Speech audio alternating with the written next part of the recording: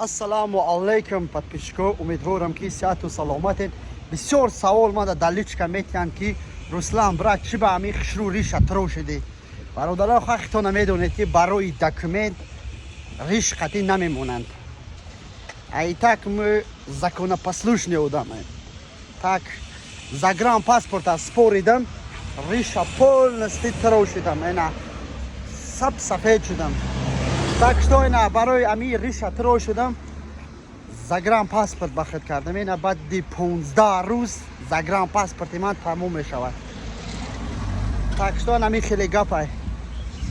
Дига ами хеле савол набошад ки брат чи ба риша тро шиду, ягон кас тро шиду, ягон кас натро шид. Ман худам тро шидам, даже дар прямой эфир омадам. Барои документ, барои загранпаспорт риша тро шидам. Барои документ кардан риш қати намемонанд.